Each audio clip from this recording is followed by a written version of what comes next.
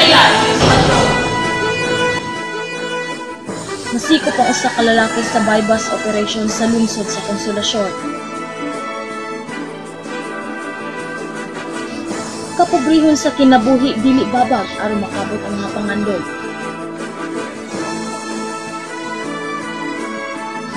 Nag-viral ang video chat ni Miss Universe 2016, Tia Alonzo Works Back. Nasikop sa mga sakop sa Konsolasyon Police ang usa ka lalaki sa gipaygayong bypass operation sa Konsolasyon, Cebu kagahapon sa hapon. Ang suspetsado mao si Edsel Manatad, 38 anyos, lumad nga tagahugan Konsolasyon, Cebu.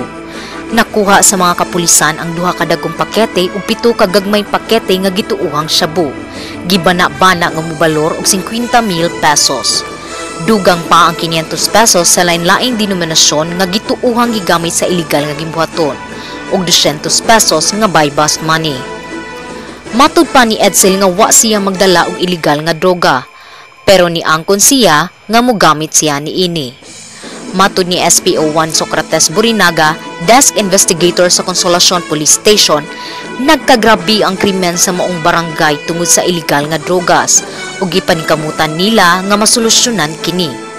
Gipasaka na ang kaso ni Edsel Manatad sa Capital Fiscal's Office ug nag-atubang na siya sa kaso nga violation of Section 5 ug Section 11 sa Article 2 Republic Act 9165. Dan Marie Oxtero, Kabisaya News Patrol.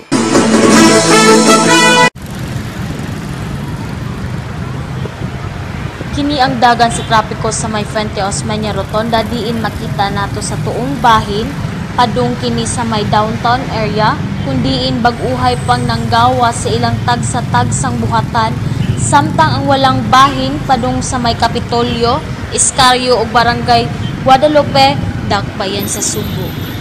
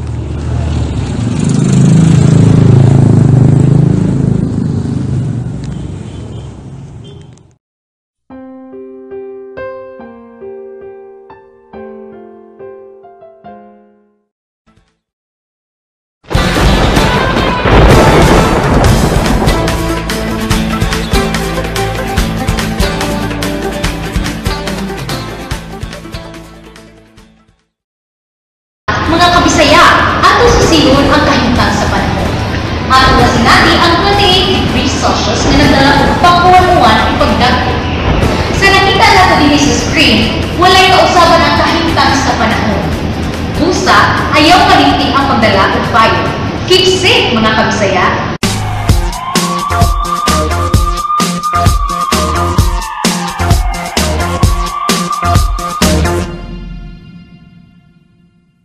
Good news! Alam sa mga fans sa atong Miss Universe 2015 Tia Works Back. Diin, nagtitagol ang social media ng Facebook kitungod sa inyong video chat ka na itong mga fans. Diin, yung ipangutan na kung usay ang ngayang lutoon mo kung kaya alam silang doon. I like the idea of pancit and lumpiang Shanghai. Lumpiang Shanghai is fried, no? Kasi this is the thing, guys. They didn't teach us Filipino food in culinary school because they expected us to learn it at home. Because I studied culinary in the Philippines, so it's like what we were focusing more on international cuisine. So Filipino food was something that like they assumed we would automatically pick up cooking at home. So this is gonna be like a first for me, even for me. And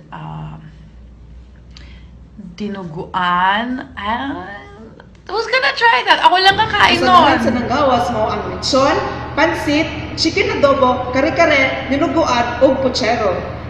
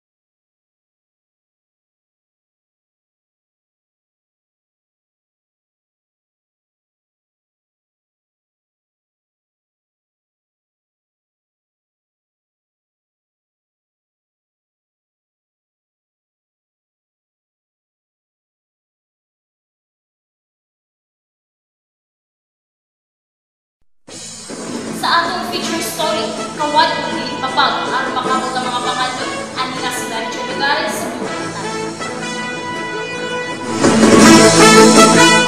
Libre ang tanan sa pagpangandol. Kini ang ipakita sa kabata na nakapaagni sa among atensyon sa iyang madasigong pagpalindaw kandila sa katedral. Sa among paghiila-ila ni John Mark kauban sa iyang magulang, gisugat mi nila og mapahiyumong panagway.